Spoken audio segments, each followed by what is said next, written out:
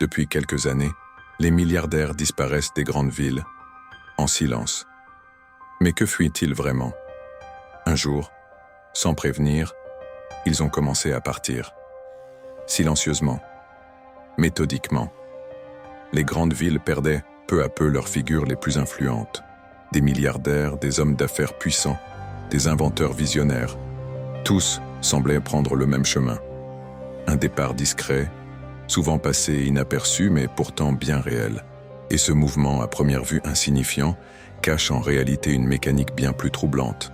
Car ce n'est pas une coïncidence, c'est une décision, une fuite. Mais pourquoi fuir ce qu'ils ont contribué à bâtir? Pourquoi quitter les centres économiques du monde, ces lieux de pouvoir qu'ils contrôlaient autrefois? La réponse se trouve peut-être dans les choix qu'ils font aujourd'hui.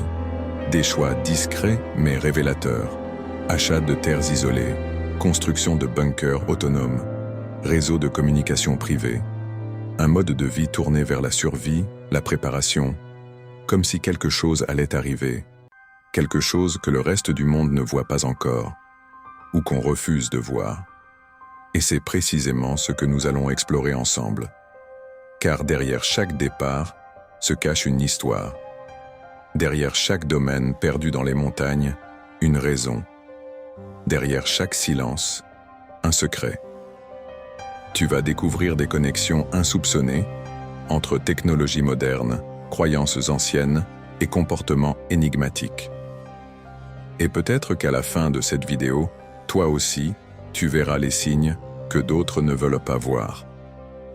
Ce n'est pas un hasard si l'on observe une hausse spectaculaire des ventes de bunkers de luxe. Ces abris, autrefois réservés aux militaires, sont aujourd'hui équipés de spas, de cinémas privés et de systèmes d'autosuffisance dernier cri. Certains peuvent accueillir une famille pendant plusieurs années sans aucun contact avec l'extérieur. Et ce ne sont pas des préparateurs marginaux qui les achètent. Ce sont des PDG, des personnalités politiques, des figures du numérique. Des gens qui, par leur position, ont accès à des informations que nous n'avons pas. Et ce qu'ils font de ces informations est peut-être le vrai message. Mais ça, ce n'est que le début. Car en parallèle de cette préparation technologique, on observe une autre tendance. Un intérêt grandissant pour des savoirs anciens, des traditions oubliées, des textes souvent jugés ésotériques. Pourquoi des figures puissantes s'entourent-elles de spécialistes en mythologie, en chronologie biblique ou en géométrie sacrée? Pourquoi certaines de leurs propriétés sont construites en respectant des alignements cosmiques ou des symboles venus d'un autre temps?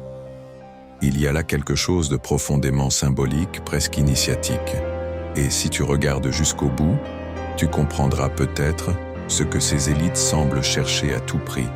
Un lieu, un temps, une sécurité, face à quelque chose d'invisible. Si ce genre de sujet t'intrigue, je t'invite à t'abonner à cette chaîne, Secrets perdus. Ici, on explore ce qui se cache derrière les apparences, avec bienveillance, curiosité et sans jamais prétendre avoir toutes les réponses. Juste l'envie de comprendre un peu mieux. Parmi les lieux choisis par ces milliardaires, on retrouve toujours les mêmes caractéristiques. Loin des côtes, en altitude, avec des sources d'eau naturelles. Certains évoquent des raisons pratiques, d'autres parlent de cartes anciennes retrouvées évoquant de possibles montées des eaux. D'autres encore évoquent des cycles, des événements récurrents dans l'histoire humaine. Et là, les coïncidences deviennent de plus en plus troublantes. Il existe des manuscrits oubliés qui parlent de grandes purifications, d'épisodes de chaos, de migrations massives, des textes qu'on disait symboliques, jusqu'à ce que des scientifiques découvrent, par hasard, des preuves de catastrophes naturelles cycliques dans les carottes glaciaires ou les sédiments des lacs anciens. Tout semble pointer vers une répétition, une mémoire enfouie que certains semblent avoir réactivée. Et peut-être que ce sont ces indices, discrets mais réels, qui ont mis en mouvement ceux qui observent le monde d'un peu plus haut. Mais alors, pourquoi ne pas partager ces informations avec le plus grand nombre?